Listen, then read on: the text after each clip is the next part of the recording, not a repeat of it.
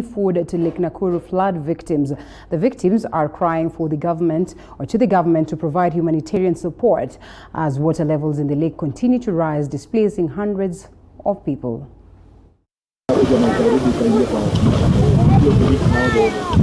Thousands of Rift Valley residents living near water bodies are facing the brunt of the ever-rising levels of water in the Great Rift Valley lakes. This is the same situation in Moreki area of Nakuru County, where 350 families have lost their livelihood, with more than 150 families being rendered homeless after being displaced by floods. Adhirika na njia kubwa kibiashara kwa sababu ile ujenzi ya watu wengi ambao wamekaa hapa, hasa 98% walikuwa wamejenga nyumba za kudumu.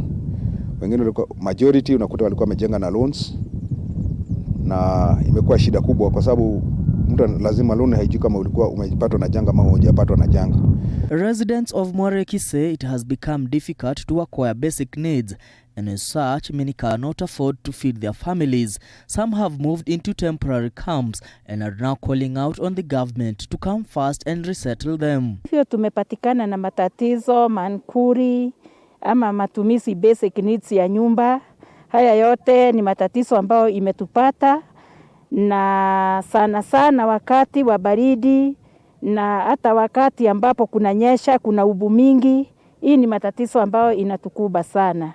Kika hii hatuna makao, tunaomba tu serikali itusaidie.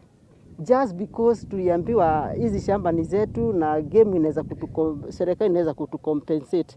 Na ikitucompensate tutafurahi sana, because saa hii tunaongea tumepoteza wamama watatu ni sababu ya depression. Tayari tumewazika na tunaona venye kunaendelea hata magonjwa. Hatujahama kwa maji because hatuna pahali pa kwenda. Hundreds of hungry villagers thronged for food donations from Gilani supermarket and Rotary Club of Nakuru that called on well-wishers to support the affected families with basic needs. Malaria is a huge concern, lots of mosquitoes, and moreover, we've been experiencing some heavy rains in Nakuru the last 2 weeks.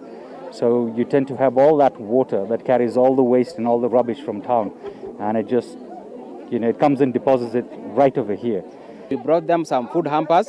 We should last them around 1 month. An estimated 5,000 homesteads have been destroyed by floods, with 400 people having lost their lives in flood-related occurrences this year. Wangi Maina, TV 47, Nairobi.